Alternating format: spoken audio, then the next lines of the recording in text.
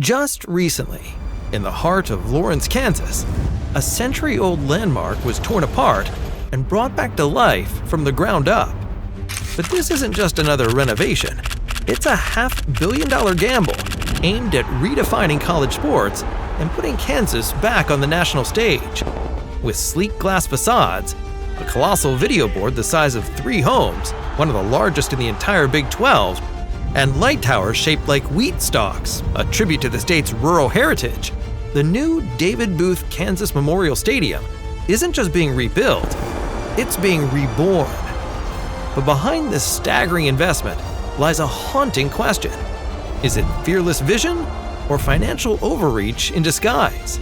It's time to take a closer look at one of the boldest gambles in college sports history, a project that, if it succeeds, could set all of Kansas on fire.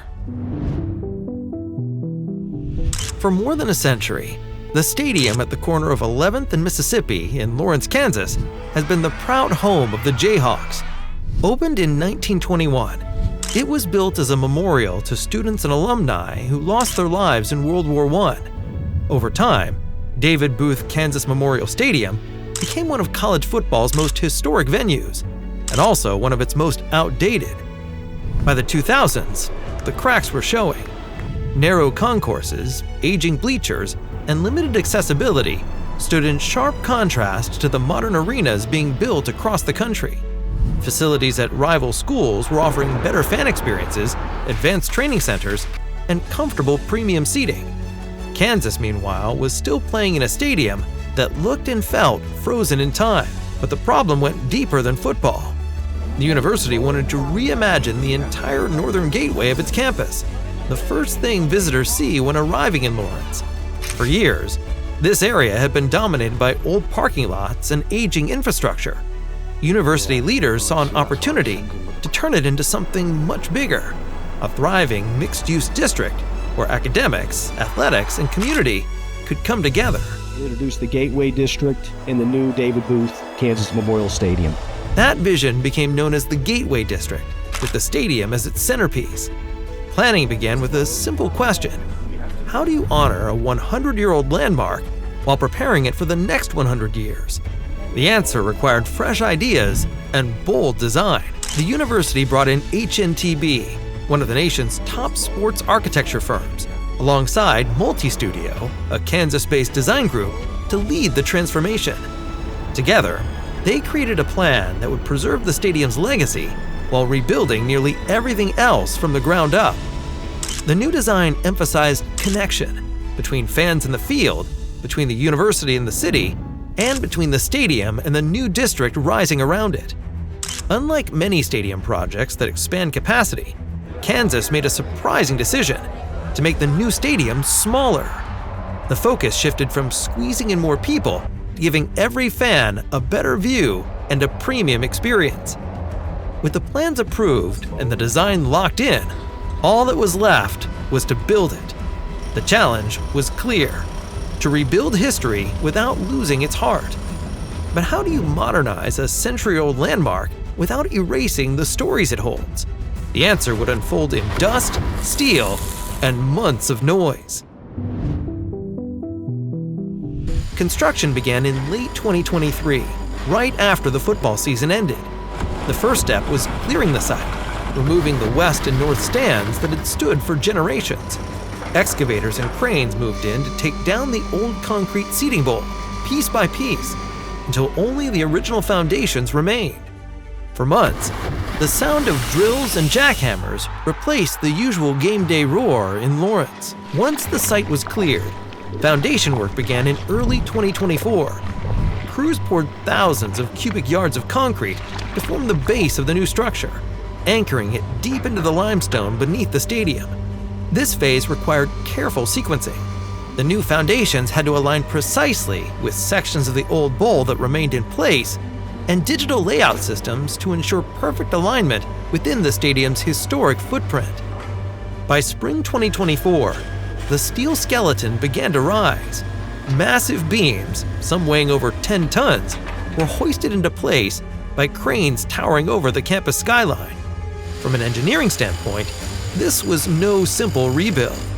The stadium sits on a historic site in the middle of an active university, which meant every stage of construction had to be precisely timed. Large-scale demolition, foundation work, and steel assembly all happened in tightly controlled phases to keep the project on schedule for the 2025 football season. By the start of 2025, the stadium's new form was unmistakable. The new West Stand towered closer to the field, with multiple tiers of premium seating, glass-walled suites, and open-air terraces overlooking the 50-yard line.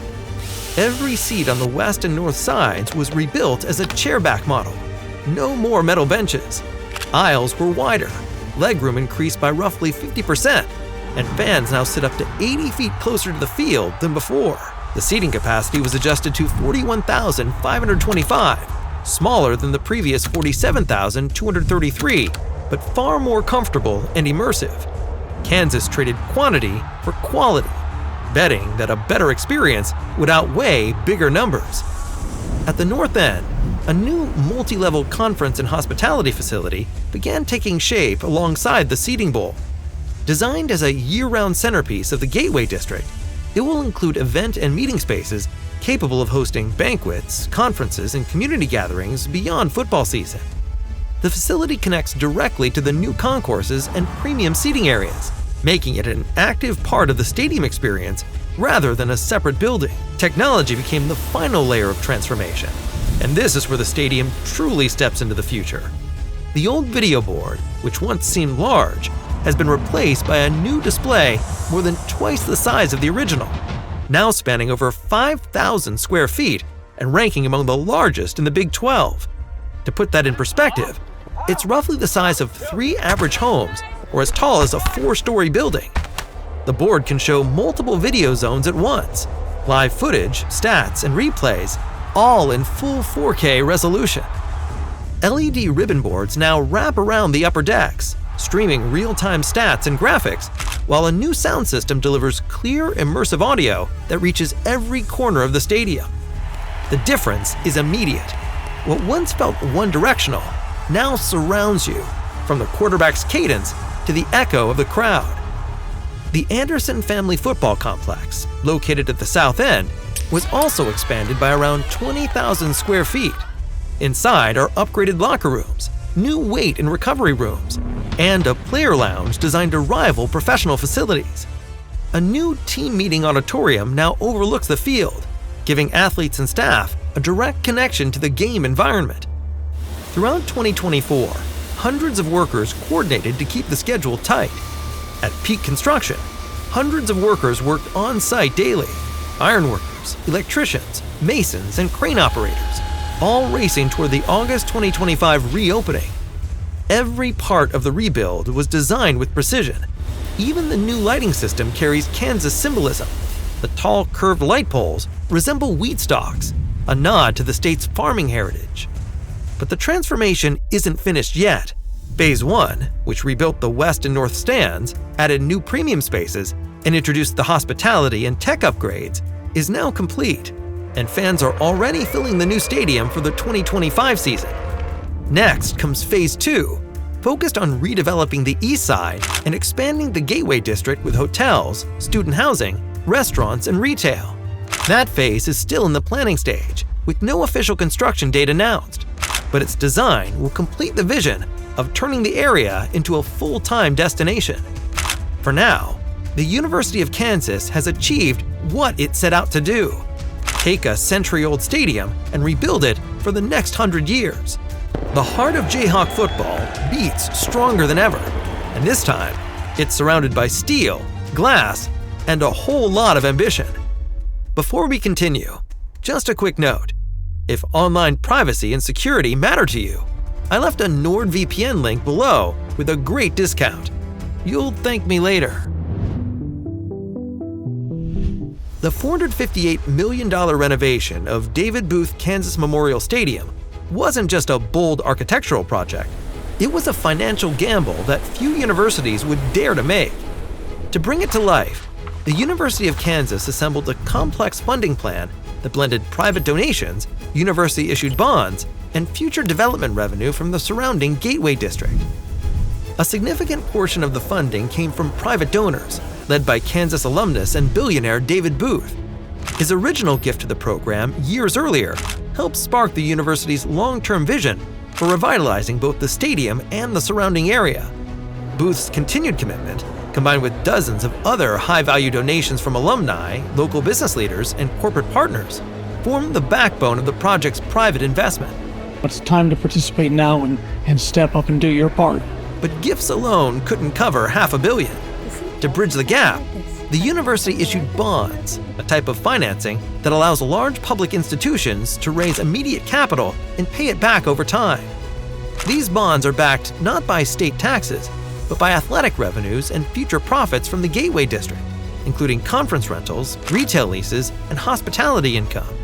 In other words, the stadium and the district are designed to fund themselves over the long run. In addition to traditional financing, KU Athletics partnered with private developers to offset costs related to the mixed-use portions of the Gateway District. This includes plans for a hotel, student housing, restaurants, and office space, projects expected to bring in steady revenue once complete. University leaders have described the model as athletics meets urban development, a hybrid approach where sports infrastructure directly fuels community and economic growth. Public response to the project has been divided but passionate. Some locals have raised concerns about debt load and long-term payback timelines. Others, however, see it as a smart investment, a project that transforms an underused corner of campus into a revenue-generating district. The early numbers appear promising. Ticket sales surged, luxury suites sold out, and KU reported its highest merchandise sales in program history during the reopening season. The university projects that the Gateway District could eventually generate tens of millions of dollars per year in economic activity for Lawrence and the surrounding area. But ambition always comes with risk. Therefore, the next decade will reveal whether Kansas built a lasting legacy or a financial liability. In the end, this isn't just a new home for Kansas football. It's the centerpiece of an entirely new business model for the university. The Jayhawks have built a stadium that honors their past, funds their future, and redefines what college athletics can mean for a community. Yet as the lights shine over the new Gateway District, one thing is certain: the real test of this bold experiment has only just begun. Ready to be amazed by the next groundbreaking construction project? Click on the video now and dive into a world where engineering and imagination collide. See you there.